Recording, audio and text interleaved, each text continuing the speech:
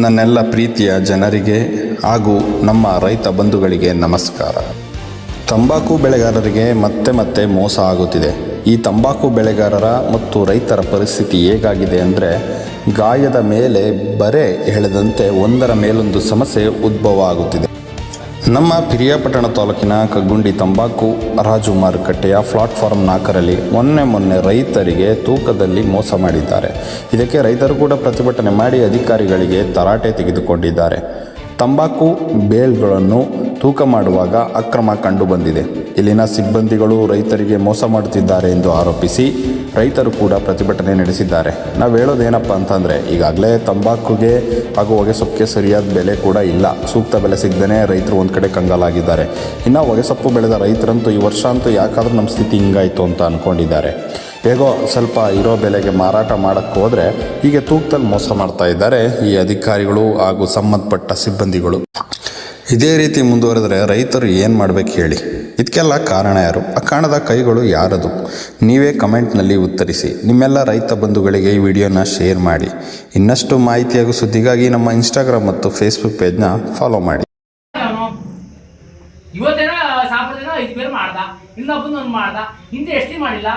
ಕರ್ಸಿ ಅವನ ಇಲ್ಲಿಗೆ ಎಷ್ಟು ಕೆಲಸ ಆಗಿ ನಡೆದಿದ್ದಾವಲ್ಲೇ. ಎಷ್ಟು 5 ತಿಂಗಳಾಯ್ತು 4 ತಿಂಗಳಾಯ್ತು ಕೆಜಿ ಹೋಯ್ತು. ಈಗ ಇರ್ಲಿ, ಅವನು ಏನೋ ಬಡೇ ಮಿಸ್ಟೇಕ್ ಮಾಡಿದಾನ, ಇದು ಬೇಕು ಅಂತ ಮಾಡಿದಾನ.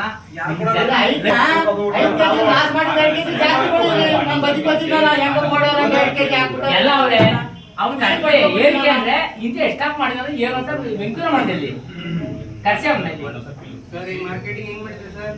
ಮಾರ್ಕೆಟ್ ಹೇಳಿದ್ರೆ ಸುಂದರ ಯಾಕೋ ಕೇಳ್ತಾನೆ ಇರೋಣ ಅವ್ರನ್ನ.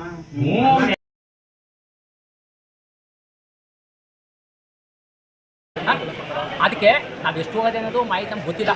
ಇವತ್ತು ತಿಪ್ಪು ಮಾಹಿತಿ ಸಿಕ್ಕಗಳಾಗಿ ನಮಗೆ ತಿಳಿಸೋಕ್ಕೆ ಅವಶ್ಯಕತೆ ನಮ್ಗೆ ಗೊತ್ತಿರೋದು ಮಾಡಿಲ್ಲ. ಇವತ್ತು ಗೊತ್ತಿರೋದು ಮಾತ್ರ ನಮಗೆ.